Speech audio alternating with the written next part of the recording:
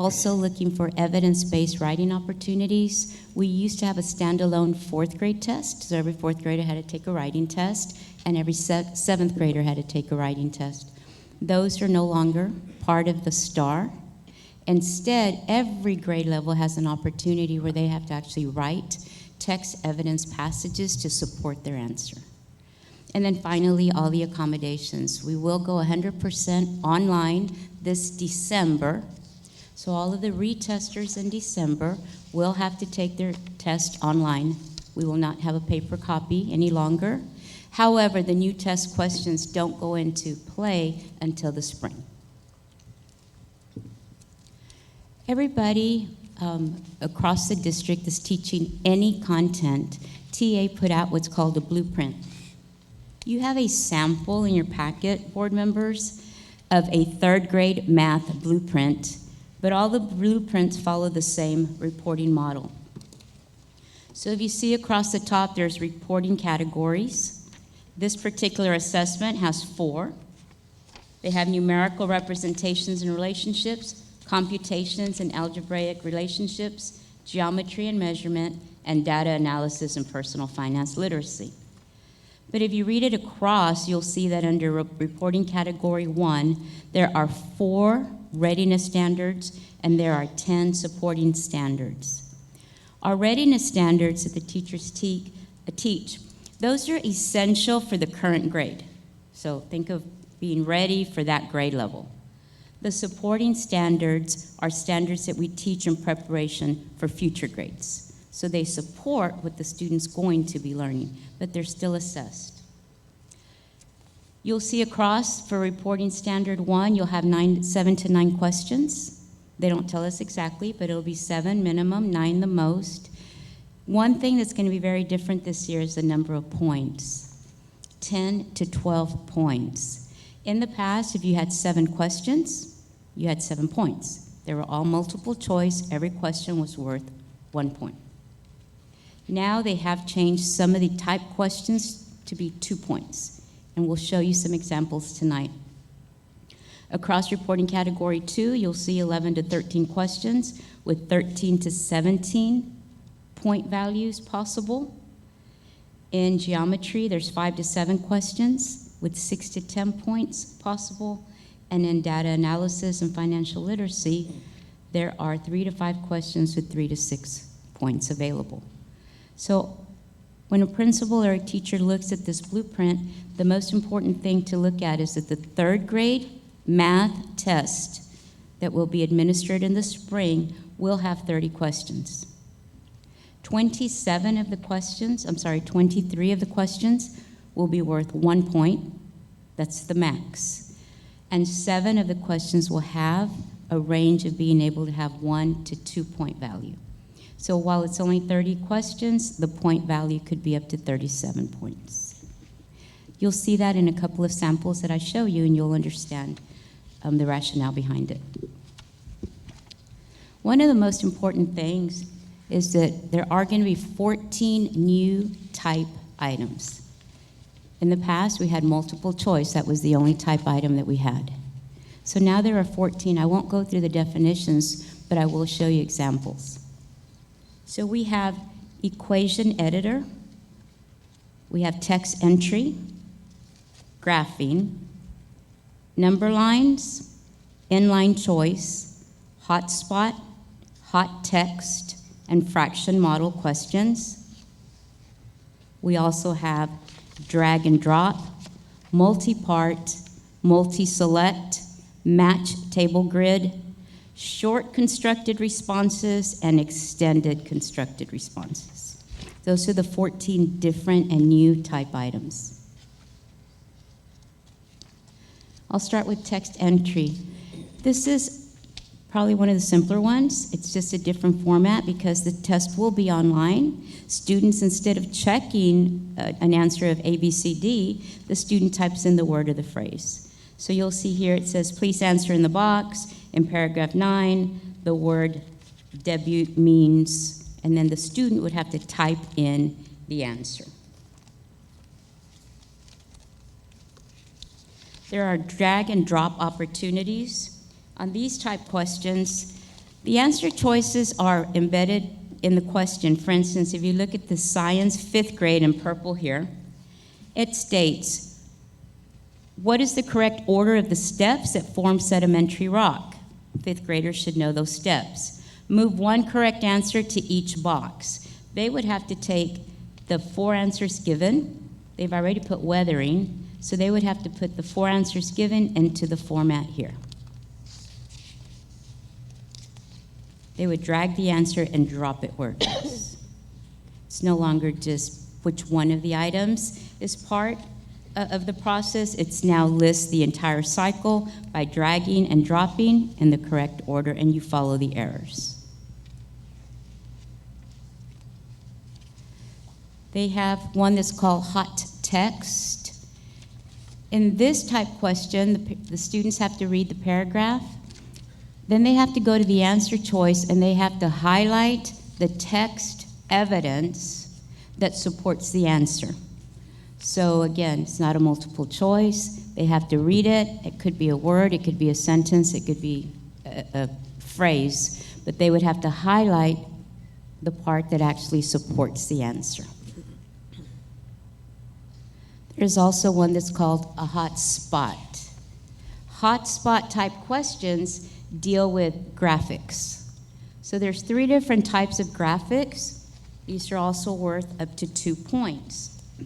The first math graphic, you'll see what is the order of the weights of the suitcases in pounds from greatest to least. So the student would have to actually go in and write in the greatest to least. I'm sorry, I'm on the wrong one. I apologize. This one, the top one in green, math 7th grade. It says, James buys 7 pens for $3, which 3 points lie on the line that best represent the total cost, Y, of X pens. So the students, if you notice, there's 4 dots. The students would actually have to click on 3. The next one is the social studies 8th grade. It says the map shows a part of the eastern United States. Which location on the map was the site of the turning point in the Civil War? So it's not a memorization. The students would have to go in there and not only understand the map, but be able to identify, was it Pennsylvania? Was it in Northern Virginia? And they would have to actually click on the point. The last one there is a 5th grade science, in which examples in the image demonstrate inherited traits. Select 2 correct answers. They would actually have to come through all of these answers, and I believe on this one there's 6, and they would have to choose 2.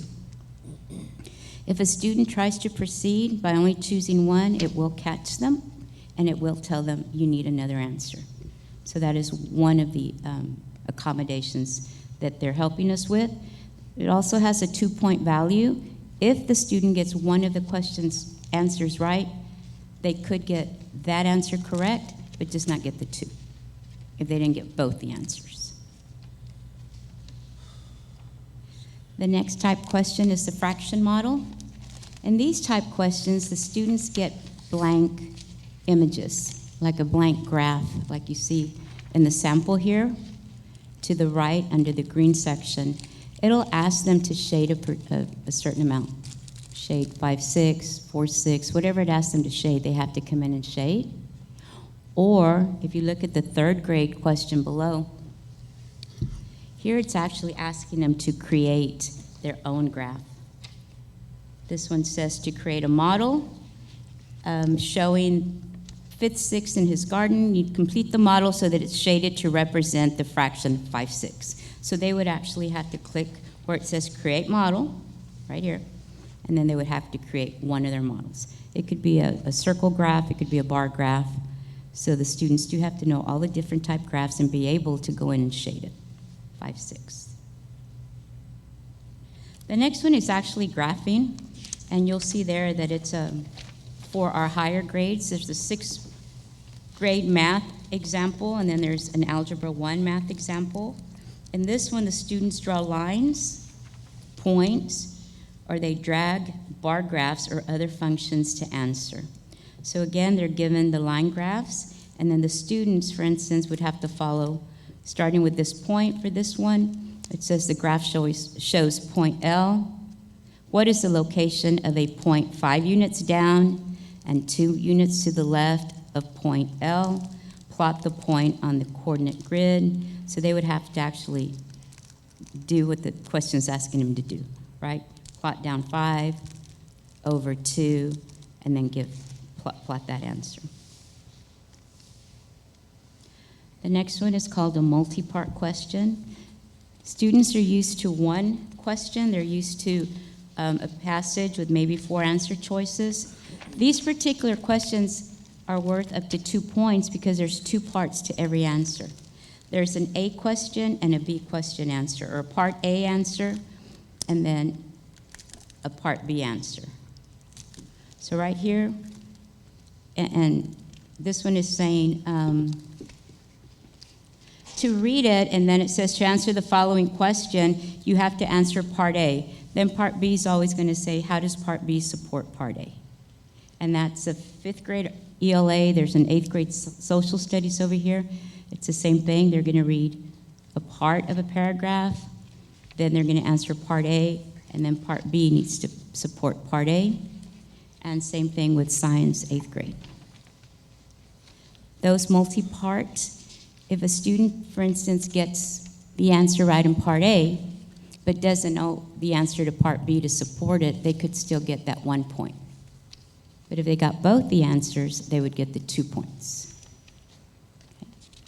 So partial credit, you could say. The next one is the multi-select.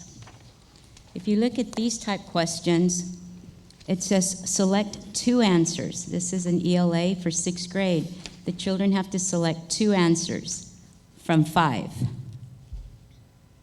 The algebra one says select 2 correct answers, but there are 6 choices. The science biology says select 2 correct answers from 5 choices. The social studies 8th grade example says to select 2 correct answers, and they have 5 choices. So not only are they having to select 2 correct answers, they have more choices to choose from than in the past, where we've never had more than 4 answer choices. The next one is a match table grid type question. On this one, you'll see there's 3 different samples. You'll see across the top one, it's a social studies 8th grade, and it says select the correct answer for each row. So after they read what they're supposed to read, the question would say the reason for immigration: to avoid famine caused by potato crop failure. Did that apply to the Irish, to the Chinese, or to both? So it'll ask them a series of questions, and the students have to identify, did that apply to one entity, a second entity, or both? So this particular question would have multiple answer choices. If you look at the Algebra 1, it'll ask you to solve a problem. It'll ask about the problem. Then it's going to ask the student, y equals negative 3.4x. Is that a function or not a function? And the student goes in and actually clicks which one it is. As they do the second part of the equation, it's going to ask them if that's a function or not a function. And then the third part, is that a function or not a function? That's another sample. And then the last one talks about groupings. So it says, which groups are most likely the intended audience of the article after they've written read an article? And here it's going to say, again, 5 answer choices: coaches who are looking for tips on coaching a winning team. And the student would have to go in and say it was an intended audience, not an intended audience. So for each specific phrase, the student has to go in and tell you, was that for the intended audience or not for the intended audience? That's a sample of a match table grid question. So I think I've demonstrated 10 of the 14 questions. The 2 that are also going to be are short answer and then long response, very similar to the writing. And I believe there was another number line question. So you can see that it's no longer 4 multiple choice, A, B, C, D.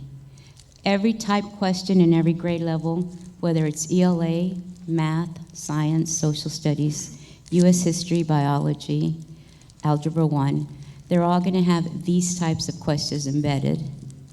The teachers will go to the blueprint to figure out which types of questions will primarily be tested. It won't be all 14. It could be maybe 10 of the 14 for that particular content and exam. So that brings us to where we are right now. Our current assessments that are uploaded, we do have 3-week assessments. Actually, we have weekly assessments, 3-week assessments, and 6-week assessments. Those have all already been turned into online. So the student can go in on their Chromebook and actually take any of those assessments that we had on paper last year, and they're already online. But that's the extent of it. They're just online. So the student gets on, he can take the test on his computer. What's the curriculum and instruction department is doing right now is they're converting the assessments into the online versions for the 9th through 12th, because we've done K through 8th already, so we are working on the 9th through 12th. But in addition, we're rewriting all the multiple choice questions into one of those 14. So if a 3rd grade reading test has 36 questions, we're having to convert 36 questions on just the 3rd grade ELA into one of those 14 type questions based on the blueprint. That's a manual task. We're also having to rewrite the progress monitoring that's weekly, bi-weekly, or 3 weeks into the same type format so that the students, every time they take an assessment, can practice those type experiences. Now, this will include our English language arts in 3rd through 11th grade, math and algebra 1, science and biology, social studies, and U.S. history. And the reason for the work is so that every time a student takes an assessment, they're practicing, whether it's a hotspot, whether it's a hot text, whether it's a match grid, but they have to practice in order for them to be prepared for April. So the state, did tell us what kind of questions. They have given us some sites that we can go in to see sample questions. However, we are testing in May. So in order to prepare all the students, we do have a recommendation at the end of the board meeting, or later in the board meeting, for one additional teacher conversion position to become one of the specialists that helps to write this and rewrite all of the work. Right now we do have 3 individuals doing all of this work. And a 4th one that could really help us with secondary is what we will be asking for. Are there any questions? I'll open it up to the board. Mr. Orfeld. So, TEA released this on 9/1, right? That's when they said this is how everything's changing, and you need to have it ready to go by the time we test in April, May, etc. So, I have no kind words for TEA for doing this, and I'd love to see the legislators take this test. I think it should be a requirement to run for the state legislature. Anyhow, so going in and saying, you mentioned about bringing history and science into the reading questions. That's going to go in and happen. I think that's something that's great, but I also think it, or just opinion that that if that's going to happen, then those are areas within 3, 4, 5, and grades up, because you said it could be something the 5th grader gets tested on something they learned in 4th or 3rd, right? I would hope that we go in and begin to give more time to those subjects there, because I know that they get sidelined all the time. It's no great lie. that science and math goes in and science and history gets sidelined in elementary because we're so focused on reading and math. So I do hope that no longer are we going to ignore those subjects.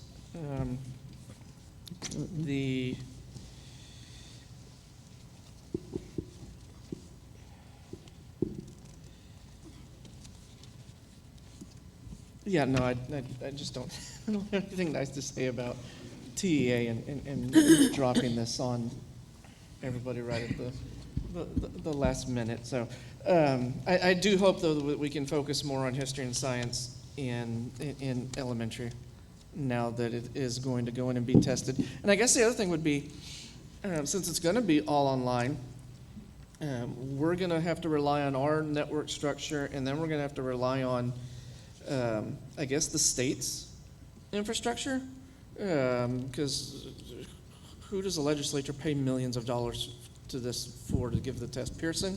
Is that who's the testing company? It used to be Pearson years ago, but about 4 years ago, maybe. Has it been longer? Or at least 4 years. They switched to. This year it's Cambion, who's Cambion's in Yes, charge sir. of all the online, so we've got to rely on Cambion's network Correct. to Yes. to pull down 1,200 something school districts at 5 million students in the public school system. So, Yes, sir. okay, that'll be interesting. I have a couple of questions. Trying to clear my throat, and I'm still struggling with the after effects of COVID. I'm good. I'm already past the quarantine and so forth. I don't want to scare anybody, but I think Dr. Rios is the one who gave it to me. What comes to mind is first of all, we do get some curriculum from different vendors, and so I don't think we should be doing the job that they need to be doing now that they know that the format has changed.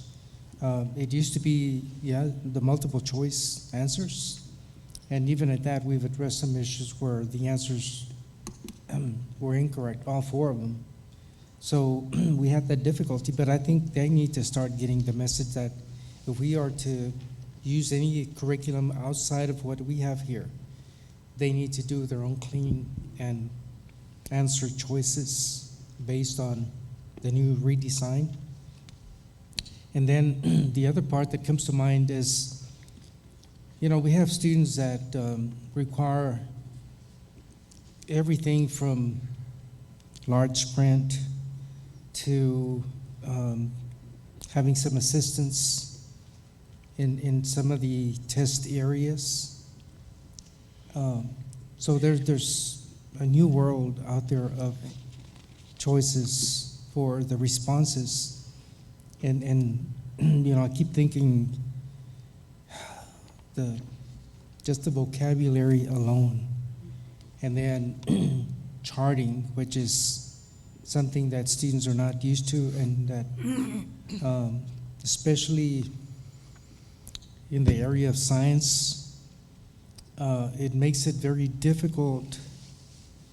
Having gone through the different grade levels from pre-K all the way up to 8th grade, teachers will spend the majority of the time on their favorite subject, and I know we've gone into several areas of departmentalized, but there's a lot of work to be done in the area of science. There's a lot of work to be done in the area of reading, vocabulary, and I just keep thinking that there's so many areas that need to be brought up to what it currently is in regard to the tests. I think of, library books taken to the barrios and housing units, and a lot of the students don't have the resources that are available to other students as well, especially, the sections with low income, bilingual, and so forth. And so I think it's time for us to kind of step up and work with our commissioners, our city councilmen, and I'm thinking of, it's time for us to collect some of the books that we can take to the areas where the food distribution centers are, and the city councilmen, you know, where they have their buildings set up, for some of these students to be able to get the resources. And I'm saying anything from reading from pre-K all the way up to 8th grade. But I think there's a lot that needs to be done in the area of the redesign of our STAR tests. And again, I'll turn it over to anyone else. Mr. Galindo? As far as the teachers go, I mean, because they came into this year, and then like Mr. Overfeld said, it got dropped September 1st. What kind of resources are being given to the teachers to have to change everything that they're doing? I mean, albeit you're trying to teach the same curriculum, but haven't changed I read here that y'all are changing the questions and y'all have people doing that. But how does it work as far as for the teachers having to change to a completely different test, and what resources and training is out there for the teachers to be able to work on this? So, Mr. Galindo, that's the purpose of that last slide. So the curriculum, the supporting standards, the readiness standards, that really hasn't changed. What our students really need to be provided for is with ample opportunities to practice those type of questions. In the past, those of y'all that were in education, you remember the different types of level questioning they had. So if you got, you know, so many level 1 questions correct and a couple of level 2 questions, more than likely you were going to be able to be successful on the test. Well, in this new type of assessment, they're all higher level questions. And our kids need to know how to use that knowledge that comes from the curriculum to be able to respond. And that takes practice. Now, I'm sure that there's going to be a lot of vendors out there that are going to want to be peddling a whole lot of question samples. But unfortunately, they will not be to the rigor that is reflected in our curriculum. So the best resource that we can provide our teachers right now is obviously a lot of tests that have these type of questions, and that's why we need more help in the curriculum department. And two, and probably just as important, is be able to generate reports that say, okay, your students did well with this type of question, but they didn't do well with this type of question. So we have the mechanism to provide the reports. Unfortunately, we just don't have the questions right now, but Karen Schaefer and her department are starting to work on this. It's just too much because first we implemented the curriculum dashboard in grades in kindergarten through 6th grade, 7th grade, and 8th grade. So now we have to go back and redo not the whole dashboard, but the tests are in there. At the same time, create the test for the EOCs. So it's very labor intensive, yes, and that's the biggest resource we can provide to teachers. Is just enough practice tests that the kids can use weekly, and then obviously reports that constantly tell them, reports that they can just click on this and say, okay, my kids did well on this type of question, but not on this one. And we're prepared to do that. It's just unfortunately labor intensive. Yes, now, to Mr. Overfeld's earlier point, we think that Camden will have their system ready to go.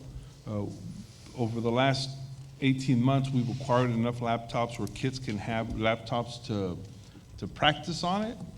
Unfortunately, you know that there's an agenda item today to redo some of the electrical connections at the freshman campus, because technology-wise, we're really strong, but the infrastructure from the time those buildings were built, they can't support all the computers being on. So if everybody clicks a computer, some breakers are going to be switching. But with your approval tonight, Mr. Carrera can get the electrician started on this just as early as possible, and then we'll be okay. No, thank you. I just wanted to see how the teachers are preparing for this year due to such a large change in the way the test is. So thank y'all for that. Thank you, Mr. Rosenthal. I'll turn it over to Mrs. Webb, and then we'll go to Becky Chavez. I just have a comment. regarding science and history. We all know that 4th and 7th grade used to test on Texas history, and 5th and 8th grade tested on U.S. history, and then the high school tested on U.S. history. So there was always a fallback, because whatever you taught in 5th and 8th U.S. was also going to be tested at 8th grade. But my question concerns, and I think Dr. Rios addressed it a little bit, and Mr. Mesa made a comment regarding, what about those students that are not necessarily computer literate? What about those students that can't necessarily go and use their mouse to follow and click and drag to where they need to? What are we going to do for those students? Because here again, we look at computer labs, we indicated more graphics and more maps, which is not an area that necessarily we were teaching. That's more like geography. You know, what are we doing for those areas? Because our passages were basically reading passages, and I'm not against science and social studies. I think that's important that the passages are now science and history, because that also alludes to them learning the science and history facts. But what are we doing for those students, and what are we going to be doing, and how are we going to address graphics, graphs, maps with these students? Are we going to introduce geography, or Well, how? Mr. President, if I may, that's what the C&I department is going to be doing. There are softwares out there, DMAC, for example, where they can go in and create the test. And because we have a laptop for every student, for example, you take any elementary school, and principals, you can speak up if I'm wrong. They should have a laptop for every student at every elementary campus. So with the tests that would be created in the C&I department, the kids would have ample time, especially those that aren't computer literate, to practice on a weekly basis that type of test. But unless we create those tests, they won't have a chance to practice. And then they won't hone up on their literate skills. Now, one thing that I wish we could show, but we really can't, Mr. Mesa mentioned earlier about the modifications. This new test is so advanced that you no longer have to have somebody read the test to someone. You put some headphones on there and the test will read it. You don't need a dictionary, because if you hover over the word, it pops out a little text box with a definition. I mean, it's really, really advanced. So hopefully during the board workshop, we can just hook up and let y'all, we won't grade it. You can take a sample test so that you can see all the modifications and just how neat it really is. But our kids need to practice to be able to use all the modifications. It's really impressive. You just highlight a word and up comes the definition right there on the screen. If you need modifications to have somebody read the test to you, you get some headphones and hit, I'm saying hit go, but I'm sure there's a more advanced word for it. Play, and it'll read the test to you. It has highlighters embedded. It's got everything, all the bells and whistles. Kids just need practice with it, and teachers need reports to indicate how the kids are progressing with the different types of questions.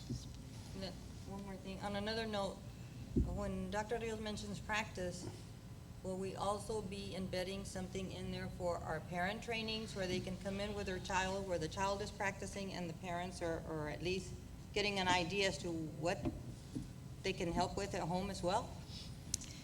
Ms. Guanajuato Webb, absolutely.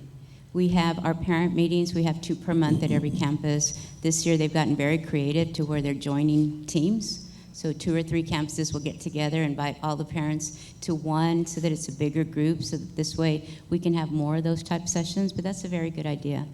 We've always done the parent portal, so having parent training, we do it for Skyward, we do it for Gradebook, we do it for the different opportunities for Canvas, for parents to learn how to look through Canvas. We can absolutely do that. Yes, ma'am. Thank you, ma'am. And again, I'll turn it over to Ms. Becky Chavez, but just to mention, for example, you know, when I talked about monitoring, you know, and special assistance, a lot of these students, you know, for example, they have attention deficit disorder, you know, to be able to maneuver on the computer, I mean, it's very difficult when you start, you know, thinking about that, and especially if they are not used to doing that at home.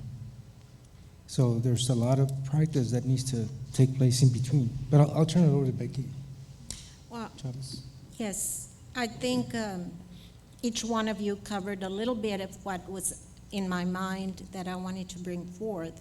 I feel this is going to be a very challenging testing for everyone, for the students, for the teachers to, be able to come across and teach the students what this new design is. Because if I remember back, it was a challenge back then because the students had to learn the formats and everything that goes along with the test. With this new redesign, first of all, Dr. Rios, the technology part, yes, I do need the practice. I don't think I could pass, but the students are very good with the technology.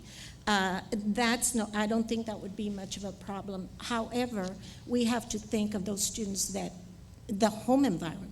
Do they have something to practice at home? And I think this new testing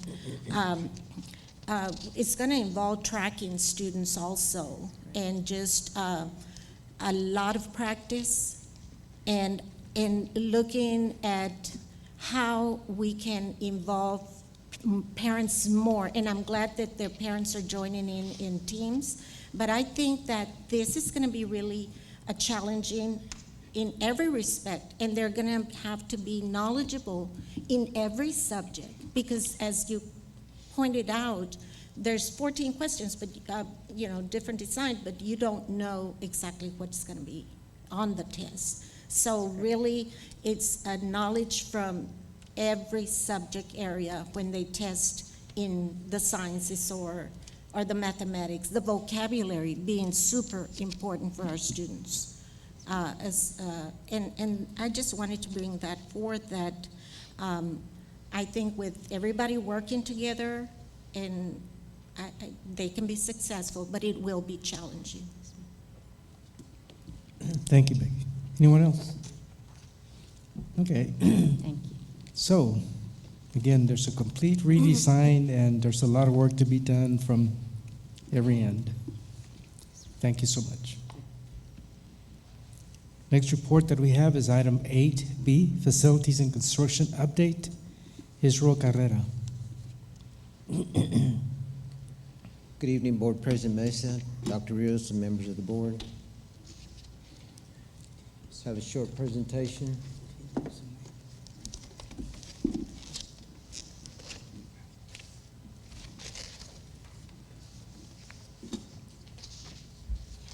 So facilities and construction report, we have the Del Rio Freshman Campus, the Ceniza Hills Elementary, the Buena Vista parking lot, the roofing contract, non-TPO, and then the Del Rio High School. For the Del Rio Freshman Campus, the life skills complete. We have anticipation that the new furniture will be in October 28th of this year, and that will be the last that we need to complete that project.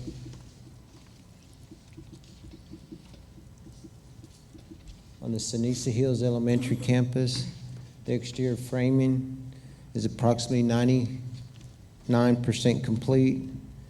The interior framing is about approximately 90% complete. And then the electrical, plumbing, and HVAC continue to progress.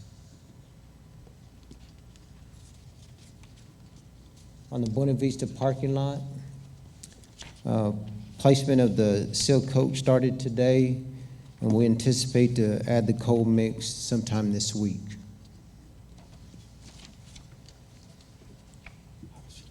The non-TPO, the contractor's still waiting on materials to get here.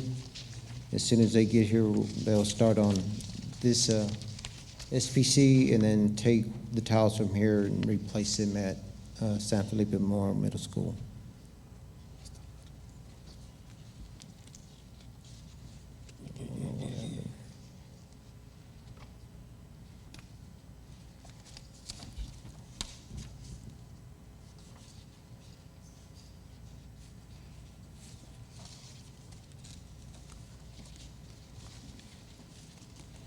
And the scoreboard replacement is complete. There are some minor adjustments that are pending, but they'll be here sometime this week to finish up those adjustments. That's all for the updates for construction. Is there any questions? Turn it over to board members. I'd just like to comment, Dr. Rios. Giovanni? Dr. Rios showed me the life skills building, and it was an amazing job that was done. They were waiting to get the furniture in, but he showed me out there for an update, and it looks amazing. So good job to everybody for doing that, and it's a great opportunity for the students of the life skills program to go in there. Just looked amazing overall, so great job on that. Yes, sir. Thank you. Israel, is there, in regard to the development of that area around the school, I'm talking about Ceniza Hills Elementary, has the city started their work in regard to? They have not started the work, but there are plans to do the work. They've got a park that's going behind, and then the street that's going to come by the side of the school, and that will be part of the city's doing. Okay. And I guess my other question, Dr. Rios, is I'm still concerned with the traffic that will be in that area. Has anything being proposed in regard to drainage and some of the main arteries like Angarita and Kingsway? No, Mr. Mesa, the school district did work with the architect and the civil engineer to make sure that our drainage and runoff was provided for. We also did an extensive study, obviously, on traffic, and with all the entrances that the campus is going to have, we don't think that traffic is going to be an issue, plus all the queuing area within the campus. Back to the drainage, though, I will be having conversations with some of the city leaders so that we can all be aware and see what we can do to mitigate some of that, because as you mentioned earlier in the week, or early last week, there at the foot of Agarita where it meets Highway 90, it does become a problem. And that's one area that a lot of the parents that drive in from the lake area are going to be driving through, because there isn't a back area yet. So we need to make sure that the parents are able to cross through there. So I'll be taking up that discussion with some of our community leaders. Okay, yeah, I'd appreciate that, because, again, we don't want to wait until the last few months before, this traffic starts coming in. I appreciate any work that has to be done there. Okay, we'll go on to technology. Yeah, go ahead. There's one more slide, Mr. Mesa. Oh, there is one more slide. Just the maintenance Maintenance. department, the work orders, as you can see on the 0 to 15 was 82%. 16 to 30 days were 48%. The 31 through 60 were 18.2%. The 61 to 90 was 23.7%. And then there was none for the 90-day. For technology, the 0 to 15 was at 94. The 16 to 30 was 68.8. 31 through 60 was 60.6. And the 61 through 90 and 90 days were at 0. And for transportation, 0 to 15 was at 94.9. The 16 through 30 was 61.9. 31 through 60 was 25%, and the 61 through 90 and the 90 plus days were at 0. Are there any questions?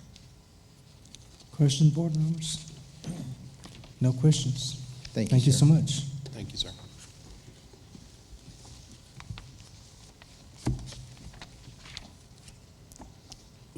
Next report we have is item 8C, School District Website Update. Sandra Hernandez.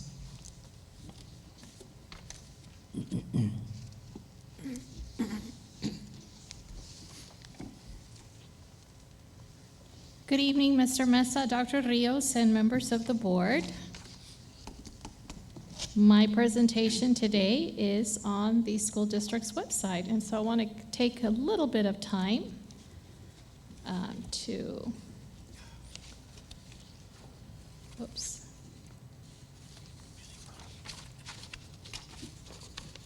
to introduce you to the website. I want to say that this is, I'm going to go to the home page. All right, so let me tell you a little bit about the transition to the new district's website. For about a year, maybe a little bit longer than a year, we have been getting feedback from our community members, certainly our school board, and families about our website. We needed for it to be a little bit more engaging and provide more information, and certainly the primary purpose of the source of information of the school district's website is the information that we provide to our students and families, and certainly for our community and our entities that we have some statutory requirements that are required to be on the school district's website. So one of the feedbacks that we wanted to do, and actually from within, from our staff, is we really wanted to market our school district. Who are we? We really wanted to showcase who we are. And if you recall the website before, we had it was static. You would only see pictures. And now what you see is we have embedded video where you can actually see a little bit. You'll see the snippets of students who are engaged in the classrooms, teachers that are engaged with students, kids that are in different areas of a different environment. And so we wanted to project teaching and learning and what we have at San Felipe Del Rio CISD. So this particular video that you see up here up front pretty much kind of invites everyone to take a quick look of what we have to offer. The layout has been changed. The improvements that we needed to make were that we had site upon site. That was a lot of stacking going on. So whenever we wanted to look for something, we would go into a web page and then we'd have to dig deeper and then further on. And so rather than it being a one location, we needed to make sure that we would bring it in one click. So the design you see is much modern. You see at the very top panel, when we look and we hover over, it was easier for us to hover over to click into the areas that are designed for a quick reference. This one is about our district. It's about our board of trustees. You have students and families, and you see all of the links that are categorized. It's easier to see, a little bit more streamlined. Parents, students, and teaching and learning programs, community, and then we have the A through Z index. Now, the A through Z index, this is our site map. And when we look at many districts across the Texas and the nation, the site map is the easiest way, an A through Z, for you to go. And this prevents that stacking that I was mentioning a little earlier. So here, every web page that has been developed for our school district is on this site map, A through Z site map. So it'll take us a while, to get used to it, because I know that we've been used to going through one page and then look for another page. So for example, if we were a campus and we wanted to do a campus rapid report, we would go to that page. If we were the school finance, we would go to the school finance page, just kind of scroll down, and of course the letter S, we have plenty of it, and so we would, go up here in this area as well. So you have a lot of this one particular, under the letter S, has a lot. You'll see the scroll that will allow us to go through. Purchasing. So here is the A through Z index. We have the parent portal. And again, one click will take them directly to the dashboard. We would, your planning protocol, Skyward, Outlook. So these are the areas that are the most frequently used. We have the schools. We hover over them, and you can hover and identify the schools, the school calendars, the different calendars. Our anonymous reporting has always been one of the highlighted features that we wanted to have up front and center. Enrollment for new families that are coming in. As I mentioned to you before, one of the feedbacks that we had from even one of our strategic planning meetings, town hall meetings, we had families from that were coming in from transitioning into the, Laughlin Air Force Base, and they kind of wanted to know, well, where can we enroll, or how can we, so a lot of the things needed to be user-friendly, and then, of course, the media center. Going back to the homepage,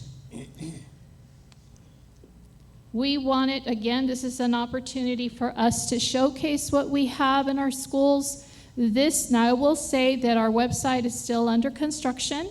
We're still working on it, but you will now start to see what we have to offer. So if I'm a parent of an elementary child, what we're developing is we're developing the early childhood program. Some of these are already have been developed.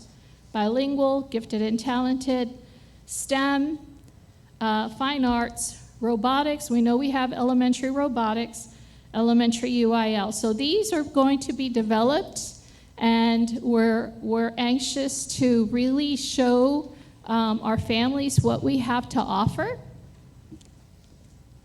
I'll go back to the homepage, and you'll see the same thing for your secondary schools.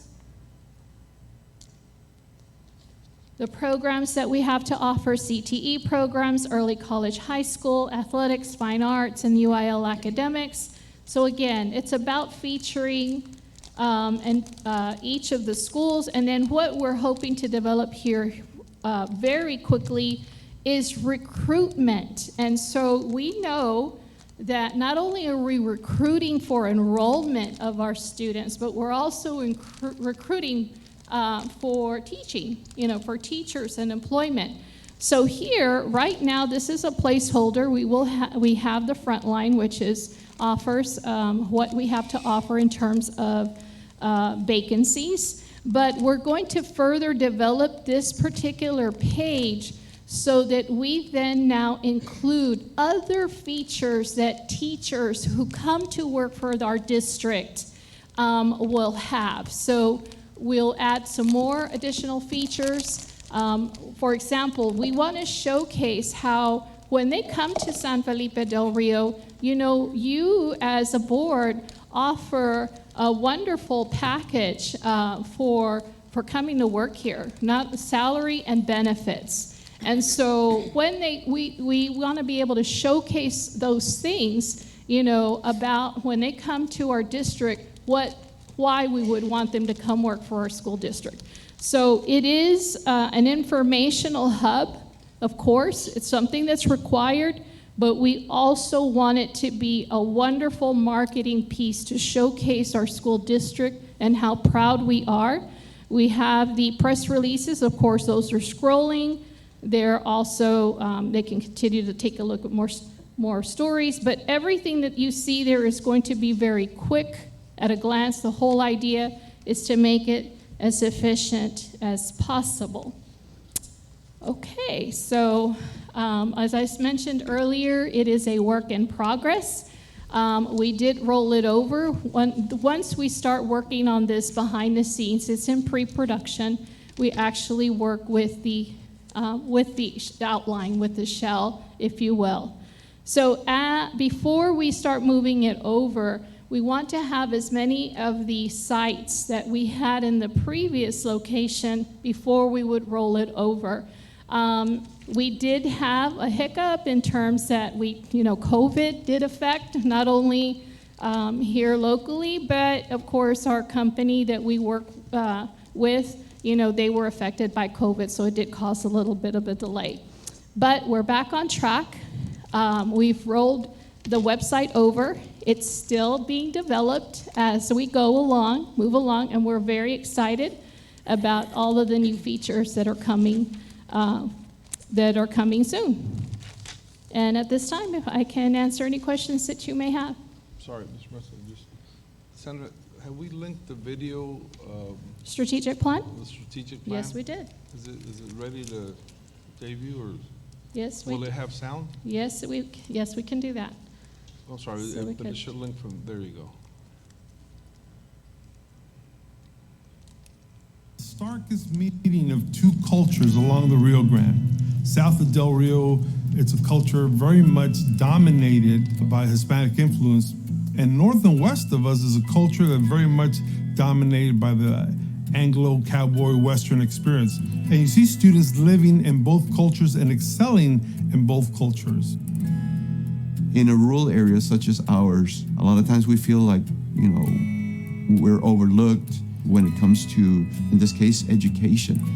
And when they called me to be in the strategic planning group, I was very humbled because a lot of times as parents, we get lost in the shuffle, if you will, but it felt great because I was needed with the process of strategic planning. The strategic planning process really does a great job of making someone feel invested in this community. Sometimes we get so caught up on our own bubble of what needs to get done. So when they bring in these committees together, it really offers an opportunity, for those aha moments. Del Rio is the starkest meeting of two cultures along the Rio Grande. And I'm gonna, South I think of Del that Rio. is the short clip of it as the introduction, and I'm gonna escape from there actually. And this is the actual video. So you can see it in its entirety. Del Rio is the starkest meeting of two cultures along the Rio Grande. South of Del Rio, it's a culture very much dominated by Hispanic influence. And north and west of us is a culture that very much dominated by the Anglo-cowboy Western experience. And you see students living in both cultures and excelling in both cultures. In a rural area such as ours, a lot of times we feel like, we're overlooked when it comes to, in this case, education. And when they called me to be in the strategic planning group, I was very humbled because a lot of times as parents, we get lost in the shuffle, if you will, but it felt great because I was needed with the process of strategic planning. The strategic planning process really does a great job of making someone feel invested in this community. Sometimes we get so caught up on our own bubble of what needs to get done. So when they bring in these committees together, it really offers an opportunity, for those aha moments.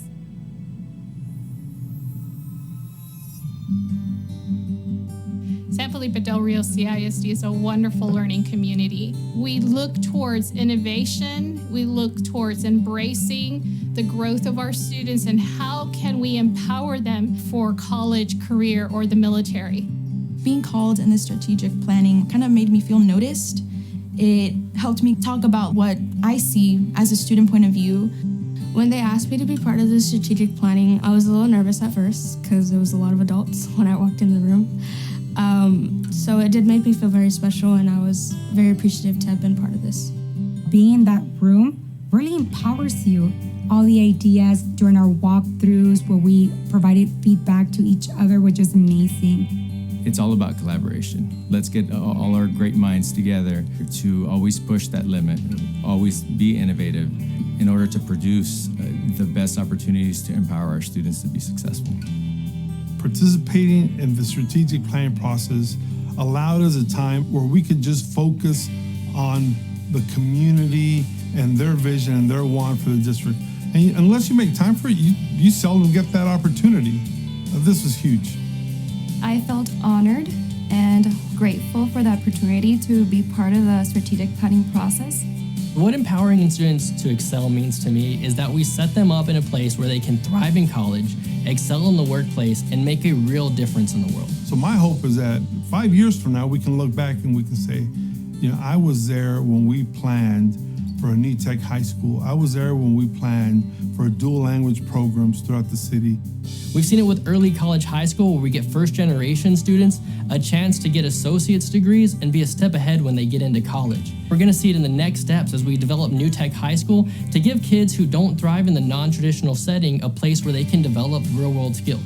I know we made ambitious goals in these committees, but I hope that we're able to meet all of the goals in all 4 of the strands. This is real work. It's heavy lifting. It definitely takes everybody come together to make this plan happen. Empowerment, success, creativity, those are the type of things that we want from our kids. And I think that involvement is critical. Involvement in what your child is doing in school. Our children will be more successful as they start their adult lives.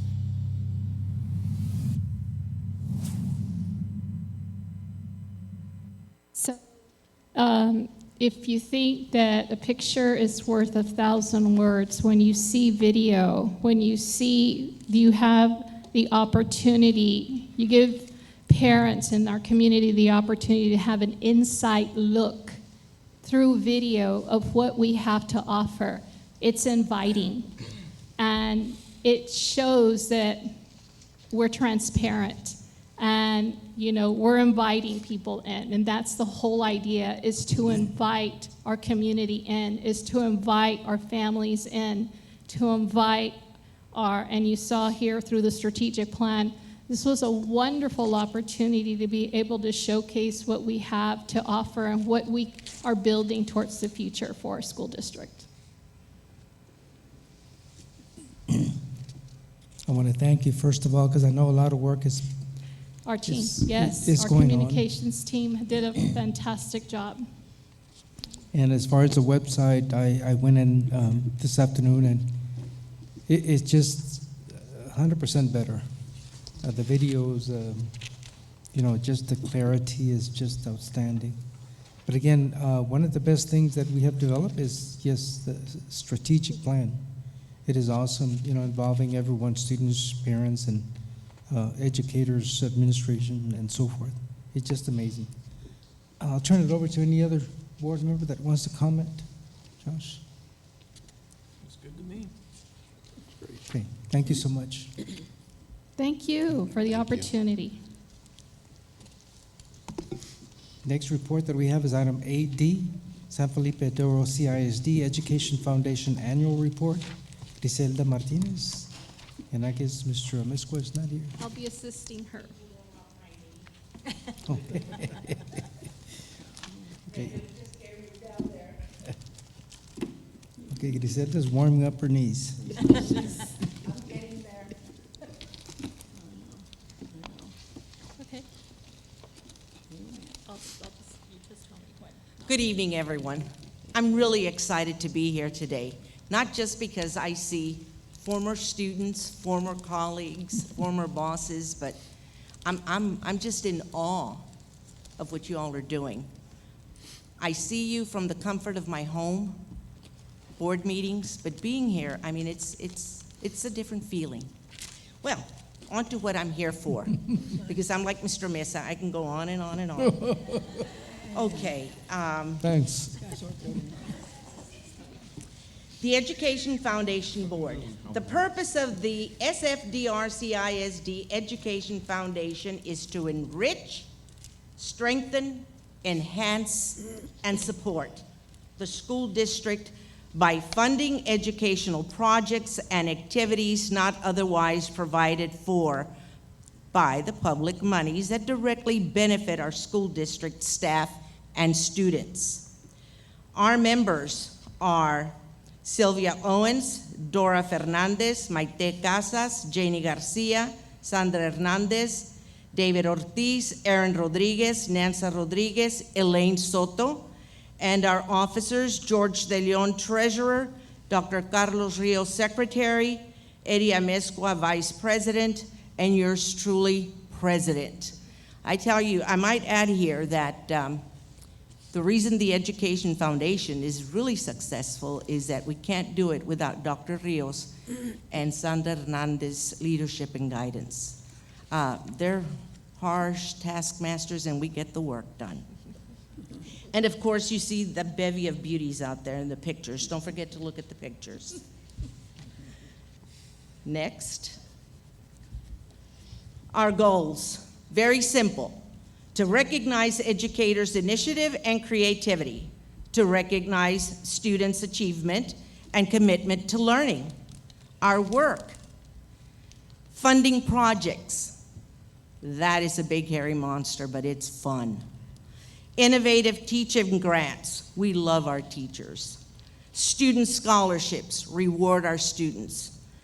And here you see some pictures of some of the recipients of the innovative teaching grants, scholarship recipients, and our great advertisement for the adventure on the creek and our dinner.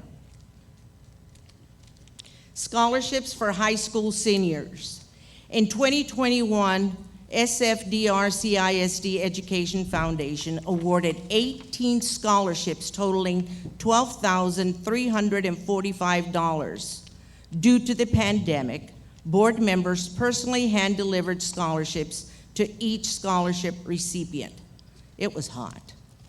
This year, the Education Foundation proudly awarded 15 scholarships to high school seniors totaling $12,345. So what we raise goes back to our students too. Recognizing innovative teaching amidst a global pandemic. In 2021, our School District's Education Foundation awarded 19 innovative teaching grants totaling $29,146.68. Grants were awarded personally and virtually to teachers across the district. This year, board members personally handed out grants during the back-to-school convocation in August. The Education Foundation proudly awarded 22 grants totaling $34,202.27. Fundraising efforts, 2021-2022. The pandemic caused the school district's Education Foundation to postpone our annual flagship fundraisers in 2020 and in 2021. This past spring, the Education Foundation successfully hosted the second annual Adventure on the Creek race and the Bayou on the Border dinner event. I might add that the Adventure on the Creek was quite memorable. It's a huge, huge event, and it is so organized. I was just in awe of how organized and how well everything ran smoothly. It was wonderful. And of course, I got bitten by ants. Can you believe that?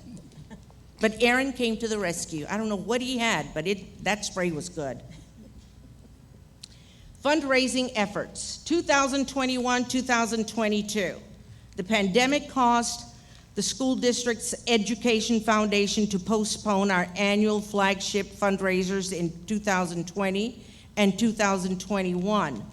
This past spring, the Education Foundation successfully hosted the second annual Adventure on the Creek race and the Bayou on the Border dinner event.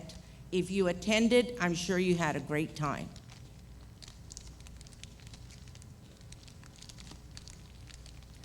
Fundraising efforts, 2021-2022.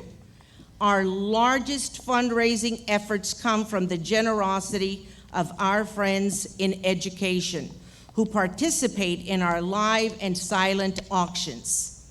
Many of the district's supporters are businesses and organizations who believe in our cause. We thank each of them for their kindness and their generosity.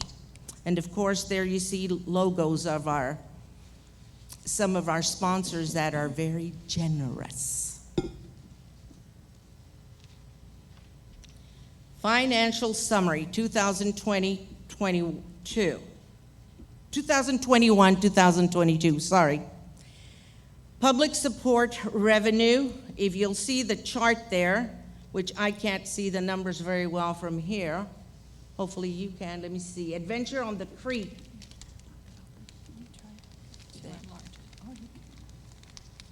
I can't see it up there either.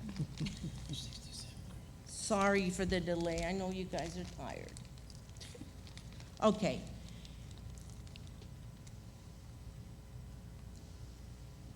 It's not gonna help me. Nah, it's okay. If you look at it closely, you'll see that we are getting we're getting better in raising more funds.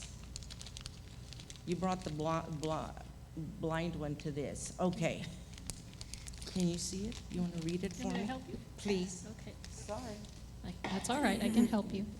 For Adventure on the Creek, the support and revenue was $11,612. For Bayou on the Border, it was $57,902. The program-funded grants, I'll try to see if I can get rid of that one.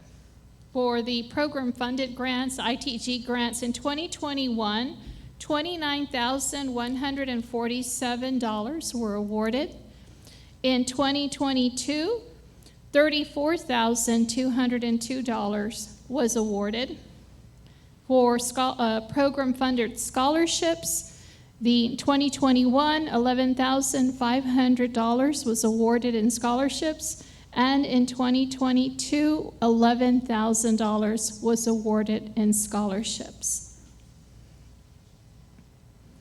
The financial summary, assets as of September 1st, 2022, we have two accounts, the bank and trust, $35,529, and Texas Community Bank, $56,106. And thank you. I'm not going to say that we are loaded, but we look good. Yes, very healthy. Thank you. That's our report for this year. Thank you so much, Griselda. I can see the excitement at convocation. You know, the teachers get really excited for them, you know, to be funded for special projects, and then of course the learning goes on to the students. But it's a lot of work that goes on behind the scenes, and we're very appreciative of that. I just want to say that there's countless hours of work that is behind the scenes to prepare for everything that goes on in the fundraisers, and it's just amazing. The outcome is just so outstanding because the scholarships alone is just very much needed in our community, and I want to thank everybody involved in the Education Foundation again and all the work. Thank you so much for being here, presenting, and I know what to get you for Christmas. It's okay. I A left my magnifying. magnifying glass at home. I have one in my counter all the time. I have one everywhere. Thank you. Thank you very much for having me. Anyone else want to say anything about the Education Foundation? Comment. Yes. Sandra, can you go back one slide?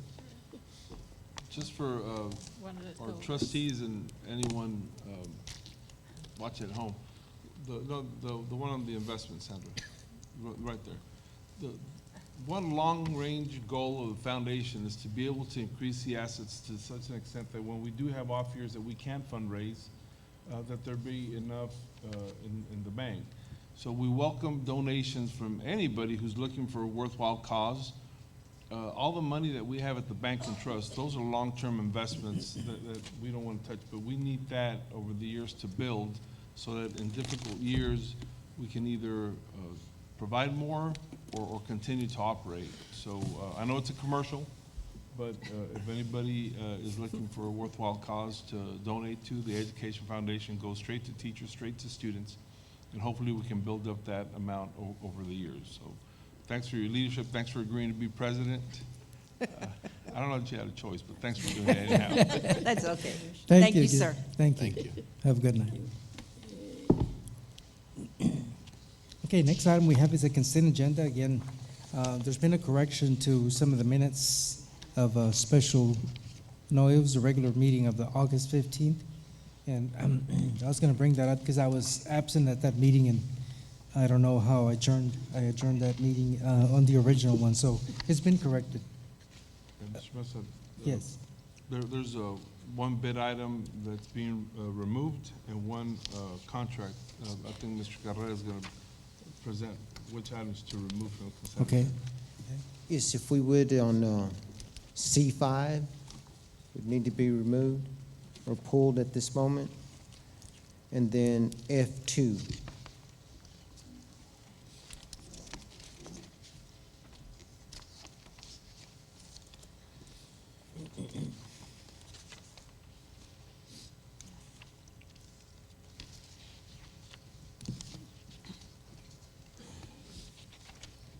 Okay. Those are the only two. Just those two. Okay. Thank you very much. Again, there's special minutes of our meetings, one a regular one and one a special called on the 29th of August. And again, as usual, we have donations as well there. If there's any other item that needs to either you have a question on or that you would like more information and single out, in other words, one actually will approve all items on the consent agenda. Is there any item that needs to be pulled out? Yes, Ms. Orfeld? Just a question on G4. Question on G4.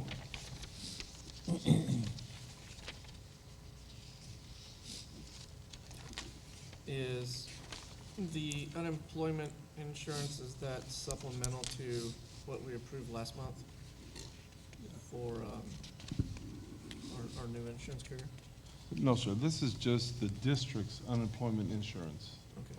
This is entirely separate from all that. Okay. From a different vendor.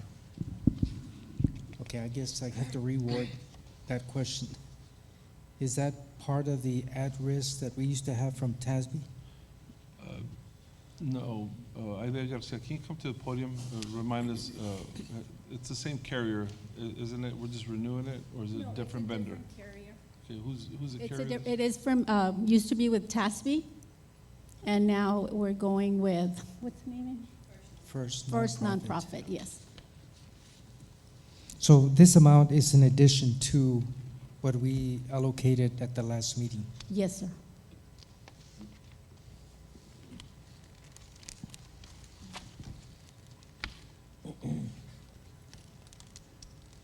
So I guess my next question is going to be, Dr. Rios, the amount that we received originally at our last meeting in regard to the difference from the original TASB at-risk to the one that we have now, is that amount correct, or is that going to be in addition to tonight's expense? The comparison report that we offered only compared, I'm going to say apples to apples, what we bought from TASB and what we were buying from the new vendors.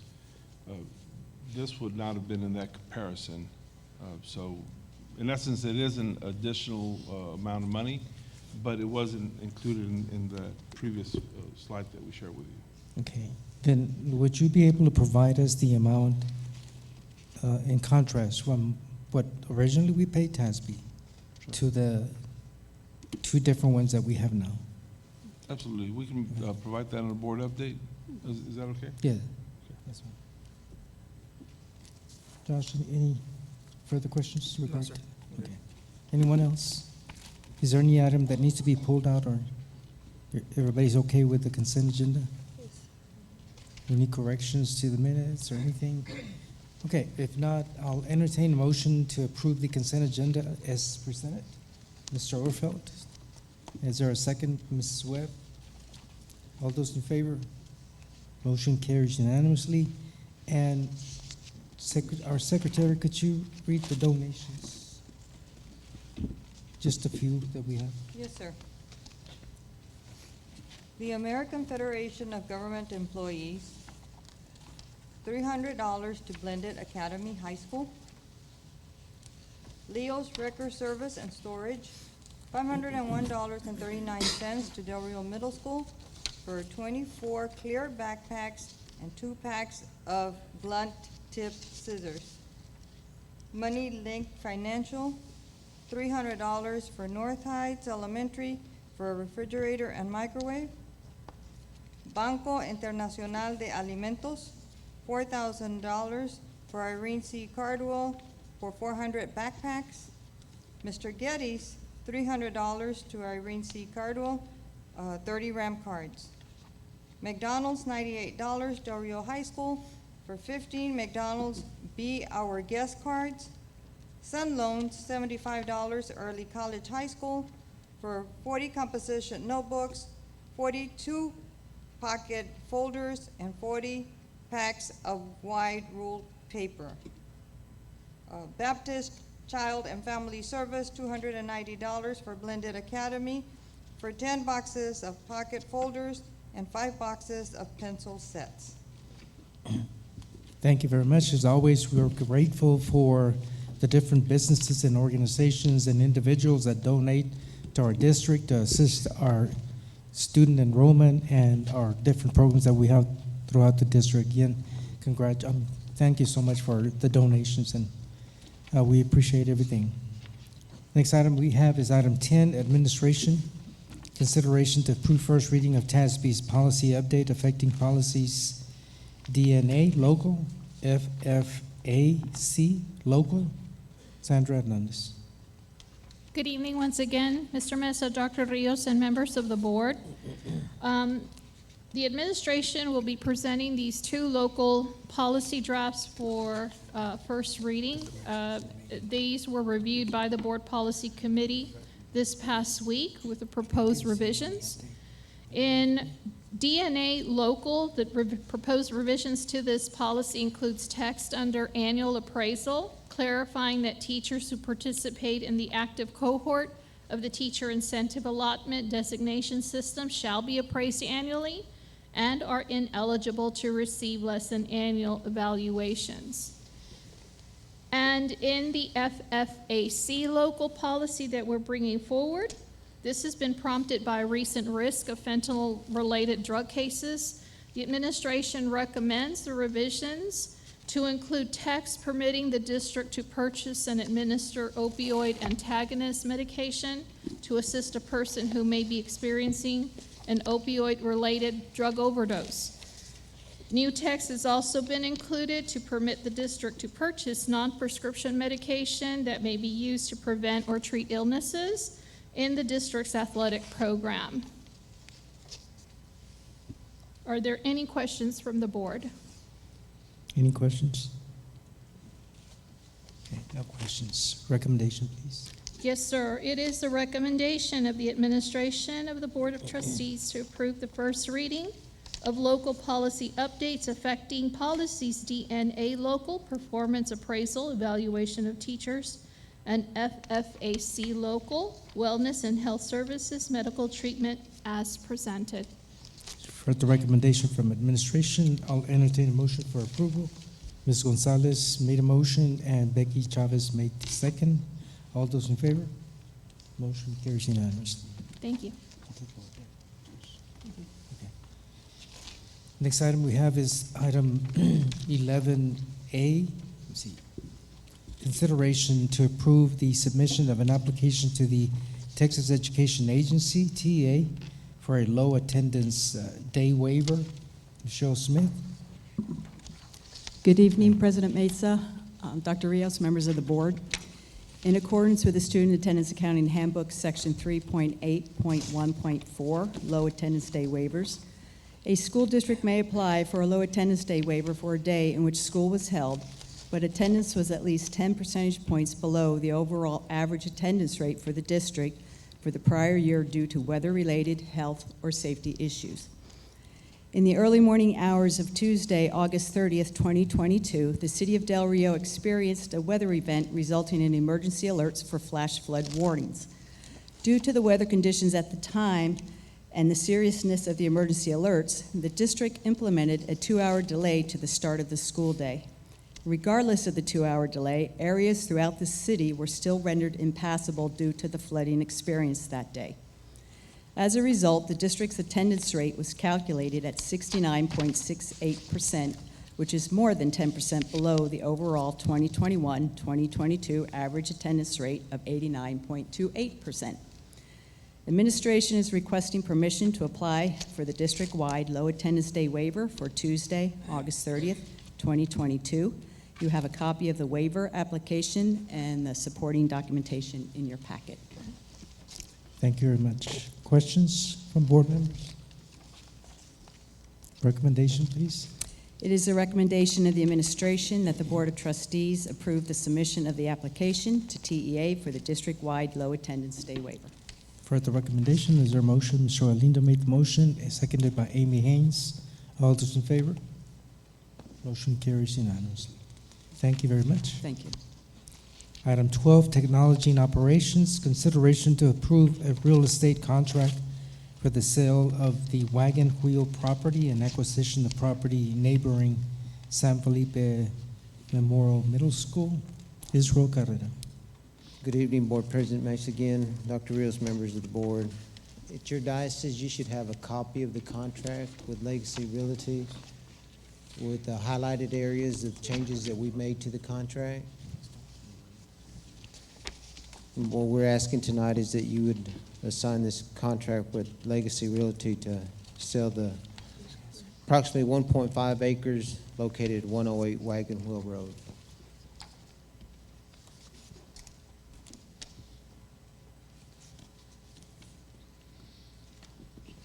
You have a question? There's one about Travis County. Yeah. Oh, that's probably where he has. I want to make sure it's in the wrong place. That's correct. Yeah, I saw the same thing. Okay. I was asking about the Travis County, but it's correct. Okay. So I guess I do have one question, and again, Dr. Rios, I guess in prior contracts that we've had, is that 6% pretty usual, that the amount? Yes, Mr. Mesa, I reached out to our attorney and asked him to review it, and I specifically asked him to review the 6%, and he indicated that that was very typical for this type of contract. Okay. And then again, would you explain the adjoining area to San Felipe Memorial Middle School? Yes, Mr. Mesa, this contract is just for the sale of Wagon Wheel, but we did want to introduce or reintroduce the notion of purchasing the land that is right there adjacent to the Rick's Gym at San Felipe Memorial. We own most of the land from the edge of the San Felipe Memorial Middle School gym all the way to Garza Street. But there's one lot there that we attempted to buy years ago. At that time, there was still a house there. The owner wouldn't sell. Now that house is demolished and all that's left is the piece of land. But if we ever want to develop a parking lot or maybe some tennis courts in that area or an outdoor basketball court, we really don't have the land, because otherwise we would have to cut into either the existing teacher parking or the very limited field that's there in front of the Memorial Stadium stands. So we would very much want to purchase that land so that we could develop tennis courts, outdoor basketball courts that could be used during the day for the school district, and in the afternoon, in the evenings, obviously open to the community there. So we want to do that, but this contract is exclusively for the Wagon Wheel property. Okay, well, it just makes a lot of sense. You know, we have that just single lot there that could very well be beneficial for us. I'm Question. sorry, Yes, I had a Becky? question. I didn't hear the response to page 4 of 10 on the county, Travis. Travis, what was the response to that? It's a typo. No. I had the attorney look at that also. Let me flip to that page real quick here. It's page 4 of 10. Yeah.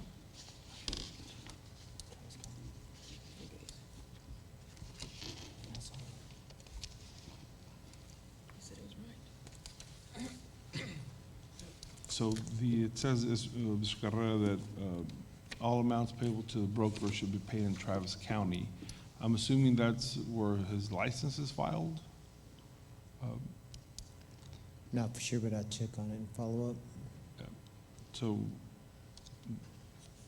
we if you'd like, we can table this until after closed session, and we can reach out to him, just verify that that is where he wants to get paid. But that is the contract that he provided to us. So we can double check. I would like to table that if I can. I just see Dallas. Yeah, I think it's proper to make sure that we have correct information here before we approve. Okay. So would you be able to do that? Yeah, Mr. Kelly, we'll give him a call. Yes, sir. Yeah, we'll give him a call here and bring it back during, after closed session. Okay, so we are not going to deal with that until we come back. Thank you. Okay, thank you. Next item we have is item 13, Business and Finance. Do we have to vote to table it, sir? Do we have to vote to table the item till after closed session? Yes. Becky? You have a first down here. Becky made the motion Yes, to table? I motion that we Okay, table. is there a second to Mr. Orfeld? All those in favor? Okay. That has been tabled until we reconvene into open session. Business and Finance, item 13, consideration to approve agreement for superintendent, salary overpayment, recoupment. Amy Chokers. Good evening, President Mesa, Dr. Rios, and members of the board. In August of 2022, the district's Human Resources and Payroll departments notified the superintendent of an overpayment to his contract due to a data entry error in our system. Before you is a resolution that was put together by the district's legal firm for an agreement for recoupment of this overpayment.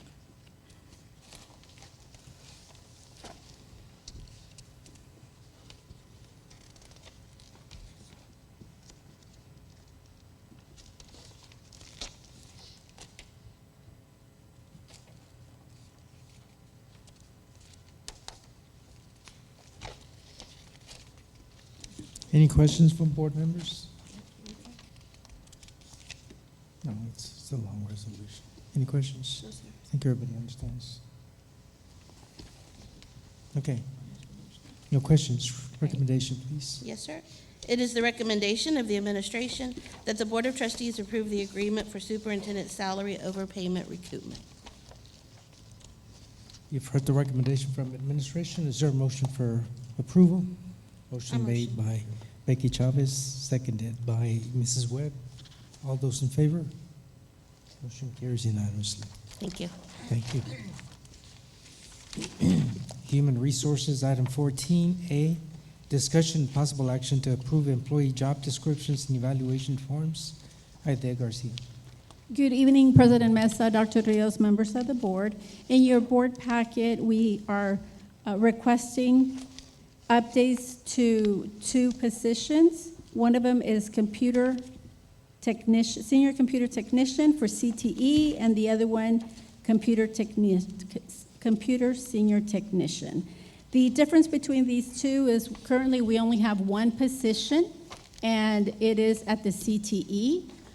We have a vacancy for a fiber network technician that the technology department wants to convert to a senior computer technician. And we are updating the job descriptions so that this will differentiate the difference between the 2 departments. Any questions on these 2 job descriptions? Questions? No questions. Recommendation? It is the recommendation of the administration that the Board of Trustees approve the employee job description evaluation forms as discussed. For the recommendation from administration, I'll entertain a motion for approval. Motion made by Mr. Galindo, seconded by Amy Haynes. All those in favor? Motion carries unanimously. Item 14B, consideration to approve the submission of the 2022-2023 request for maximum class size waiver exemption to TA. Aide Garcia. Yes, sir. Every year, TA requires districts to conduct a survey for minimum class size requirement. This year, our records indicate that we have a total of 3 classrooms over the 22-to-1 ratio, which is 4 at Dr. Lonnie Green Elementary, 1 classroom at Robert Bobby Barrera STEM, 3 classrooms at Lamar Elementary, 1 classroom at Ruben Chavita Elementary, and 2 at Garfield Elementary. The district is required to submit a waiver to TEA along with a compliance plan. I had asked Dr. Rios at the update. I had gotten a report of 3 only, and usually we average about 12. So we were at 11. We concluded the survey on Friday. Yeah. Okay, now, my question is, are any of these bilingual classes? I'm sorry, I'm going to ask Yes, the principals, I don't have that. Ms. Pond, are any of your classes bilingual classes? 1 in 4th grade? Okay, and then at Garfield Elementary?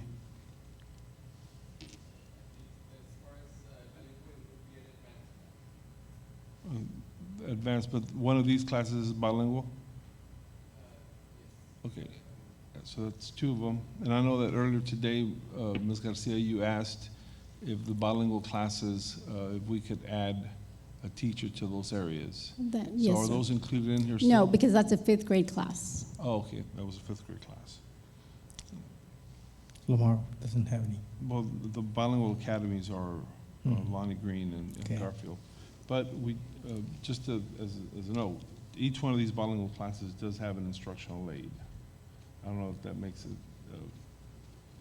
any more palatable to the board, but that is where we're at.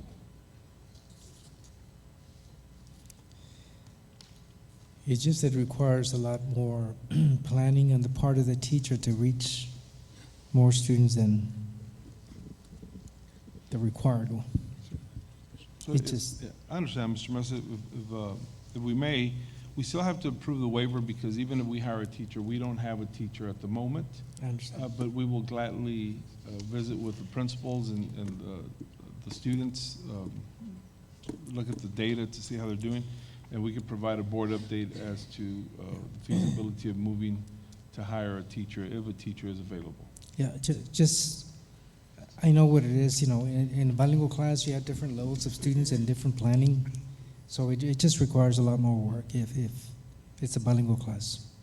So anything that can be done to alleviate the overcrowding would be appreciated. Any questions on the waivers? Every year we have about, well, Ms. Orfeld. So to that respect, there, 2 items down, you're wanting us to convert an excess teacher position to that instructional specialist, but asking for waivers. So, I mean, do we have enough?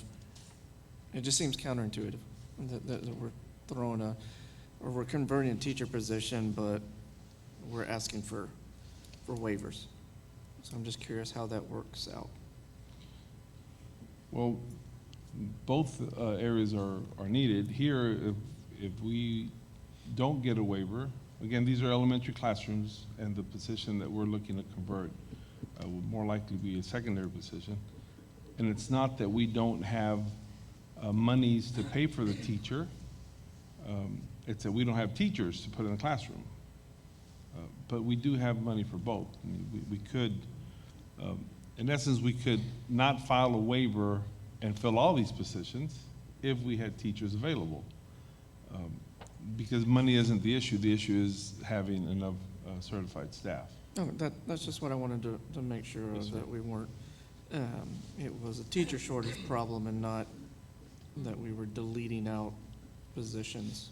No, absolutely not. Okay, Yeah. thank you. Any other questions? At Yes, what- Mr. Galindo? At what point, Dr. Rios, do y'all start looking at the rezoning plan? Like putting it together and getting maybe some numbers to look at for the board as we get ready for the next school year and the new school and the numbers of every school?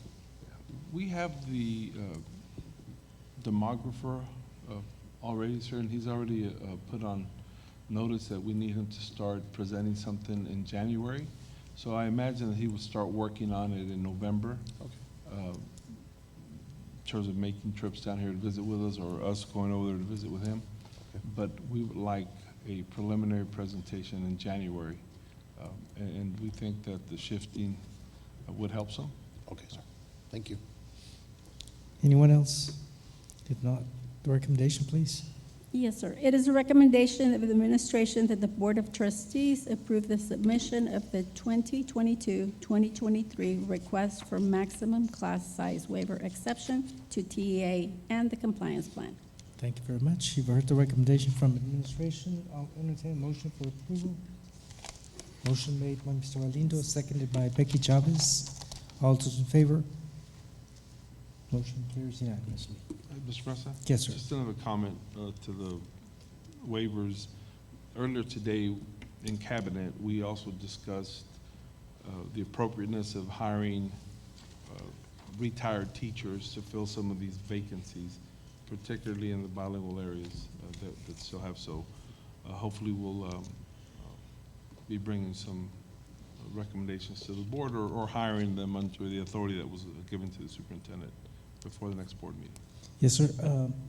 Again, hearing everything that has gone on throughout the meeting, like the redesign of the STAR test, all these things come into mind, when I see an overcrowded, going over the amount of students as far as class size. And so that just, would be so beneficial to lower. All of us know that research shows that, the smaller group that you have in the classroom, the better results you're going to get in instruction. It's very difficult to reach that number, especially if they're in a bilingual class. So anything that can be done. Yes, sir. Okay. All right. Next item, we have a consideration to approve the resolution regarding the extension of leave for employee quarantine due to COVID-19. Yes, sir. The administration is requesting to approve a resolution authorizing the board to extend leave for employees. This resolution would help the employees by reinstating their leave, whether it was personal or state leave that they took at the start of their contract year for the 2022-2023 school year, up to 5 days. And that would be from then until today, September 19th. And then after September 19th, it would be up to 10 days, provided that they have a lab-confirmed test results. Okay, I just want to say, for board members, this COVID thing is not over yet, and I think all of us, Dr. Rios coughing is. No, it's not over yet. So we're concerned with the teachers and, again, this, Omicron version, and it just keeps deviating from the original COVID, and so it's not over. When I hear 400 and something, new patients in San Antonio, yesterday, for example, and I'm thinking, it's not over, so we have to protect ourselves. And again, we feel for the teachers, and so we're looking out for the welfare of everybody involved, employees, everyone. Anyone have a question regarding this solution, Ms. No, I was Becky? just going to comment that some people mistake the word when they say the pandemic is over, but the pandemic and COVID are two different things. So, I just heard in the news the pandemic is over, but it's not, COVID is not over. So I think that's basically what I want to say, that it's very important that we take care of our teachers when it comes to this. They're the ones in the classroom providing the students with their needs in teaching. And so sometimes it happens that they're out, and if it is due to COVID, sometimes they need more time than 5 days. Thank you for those words. And again, all of us realize, the inflation rate was like 8.3%, and every year we look at our salaries and we think like, man, it's like we wish we could bring up a salary increase, to just offset But it's very difficult, during budget times, we try to think of everything that is needed, and so, but this is one way of helping our employees throughout the district. Okay, recommendation? It is a recommendation of administration that the Board of Trustees approve the resolution regarding extension for leave for employee quarantine during the COVID-19. You've heard the recommendation from administration. I'll entertain a motion for approval. Becky Chavez made the motion, seconded by Ms. Gonzalez. All those in favor? Motion carries unanimously. Item 14D, consideration to approve the conversion of excess teacher position to curriculum and instruction specialist. Jose Garcia. Yes, earlier during the presentation provided by Ms. Gomez, it was stated that the C&I responsibilities have increased due to the STAR redesign. And due to that, we are requesting to convert an excess teaching position to curriculum and instruction specialist. Questions from board members? No questions? Recommendation, please. It is a recommendation of administration that the Board of Trustees approve the conversion of an excess teaching position to curriculum and instruction specialist as presented. For the recommendation from administration, Mr. Galindo made the motion to approve. Is there a second to the motion? Amy Haynes seconded. All those in favor? Motion carries unanimously. Thank you. Thank you very much. The time is 8:06 p.m. We will go into closed session pursuant to 551.074 and 551.071 of the Texas Education Code. Again, if an action is required on any items discussed in closed session, it will be taken upon reconvening into open session. We're now in closed session. Thank you. Okay, the time is 9:29 p.m. No action was taken in executive session. We're reconvening into open session. We're down to item 18A. Okay, we're going to do the item that we tabled first, which is going to be item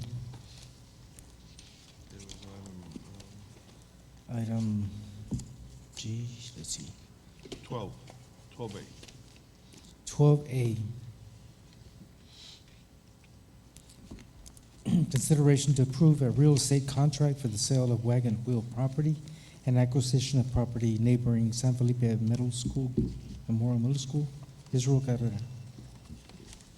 Good evening again, Board President Mesa, Dr. Rios, members of the school board. I did call Legacy Realty, and on the question on page 4 of 10, that is correct on F, that all amounts payable broker are to be paid in cash in Travis County. He said that's where his office is located, but everything would be closed here in Val Verde, but that is the correct verbiage. Okay. Okay. Everyone understand that? Yes, sir. Yes, sir. That's probably where he was licensed. Okay. Recommendation? It is a recommendation of the administration that the Board of Trustees approve the contract with Legacy Realty for the sale of surplus real property located at 108 Wagon Wheel Road. For the recommendation, is there a motion for approval? Motion made by Amy Haynes, seconded by Mr. Overfelt. All those in favor? Motion carries unanimously. Thank you. Item 18A, consideration to approve personnel report to include the following: new hires, district vacancies, retirements, resignations. Aide Garcia. Good evening again. It is a recommendation of administration for the administrators to, it is a recommendation of administration that the Board of Trustees approve the resignations, vacancies, and following new hires. Jessica Diego, Ruben Chavira Elementary, 4th grade bilingual teacher. Maria del Carmen Vasquez, music teacher, North Heights Elementary. Oscar Martinez, social studies teacher, Del Rio Middle School. Selena Escobar, ELA teacher, Del Rio High School. For the recommendation, is there a motion for approval? Motion made by Mr. Galindo, seconded by Mrs. Webb. All those in favor? Motion carries unanimous. unanimously. Becky, yes. Okay, item 18B, consideration to approve the submission of TEA application for certification waivers and approve the recommendations of new personnel hired under waivers. Aide Garcia? Yes, sir. It is the recommendation of administration that the Board of Trustees approve the following personnel under a TEA teacher waiver. Mariana Rios Olguin, first grade teacher at Ruben Chavira Elementary. Laura Jenkins, Buena Vista Elementary, fourth grade teacher. Felipe Guerra, San Felipe Memorial Middle School, science teacher. Joanna Uvalle, San Felipe Memorial Middle School, social studies teacher. Natalie Barbosa, San Felipe Memorial Middle School, ELA teacher. Crystal Cardenas, educational diagnostician, and Kimberly Ross, educational diagnostician. Heard the recommendation, is there a motion for approval? Motion made by Ms. Gonzalez, seconded by Mr. Overfeld.